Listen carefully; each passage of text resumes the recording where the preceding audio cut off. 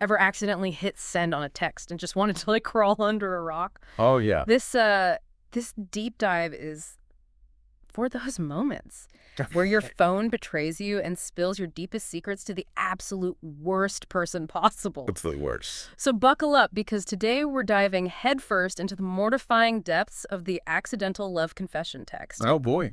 We've all been there, right? Like Yeah. that moment of dread when you realize, oh no, I sent that to the wrong person.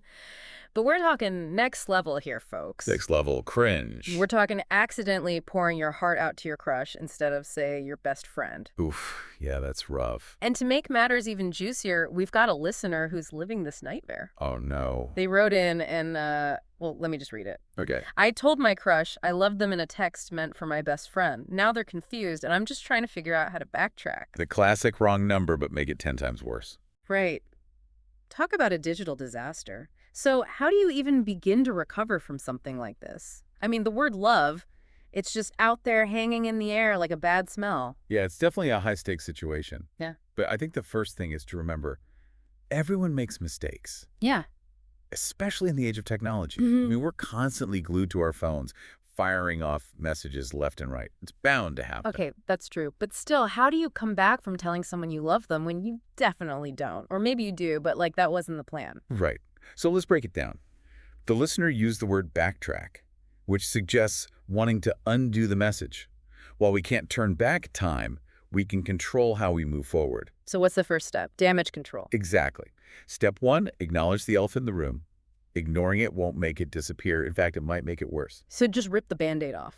Pretty much. A simple, hey, that last message was meant for someone else, please disregard, can go a long way. Short and sweet. No need to write a novel. Exactly. You want to clear the air without dwelling on it. Makes sense. What about addressing the crush directly? I mean, they're probably pretty confused, right? Absolutely. And this is where things get tricky. You have to consider your existing dynamic with this person. Are they the direct type or more sensitive? Okay, so different approaches for different folks. Right. If they're direct, a simple, I was actually telling my best friend how much I appreciate them, sorry for the confusion, might suffice. But if they're a bit more sensitive, you might need to tread lightly. Exactly. You want to distinguish between platonic and romantic feelings without making them uncomfortable. This is where a sincere apology comes in. So acknowledging the mix-up and any discomfort it caused? Precisely. You might say something like, hey, I'm so embarrassed about that last text. It was meant for my best friend, and I would never want to mislead you or anything. Ooh, that's good. Emphasize that it was a mistake and that you value their feelings. Exactly. It's all about taking ownership and being genuine. Now, their reaction to all of this is a whole other can of worms. Oh, I bet. Some people might be mortified, others might find it hilarious. Exactly. And that's why empathy is crucial in this situation. Put yourself in their shoes. Imagine receiving that kind of text out of the blue.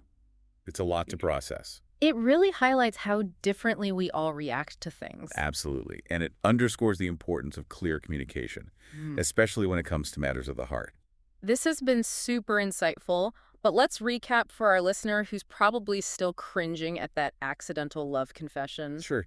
First things first, acknowledge the mistake with a quick message. Then address the situation with your crush, directly tailoring your approach to their personality. Yeah. Be honest, apologize, and be empathetic. And remember, everyone makes mistakes. It's how we handle them that defines us. Couldn't have said it better myself. So to our listener, hang in there. Send those clarifying texts, and who knows, this whole awkward situation might even spark some interesting conversations. Or at the very least, a good story to tell down the line. That's right. On that note, we'll leave you to it. Until next time.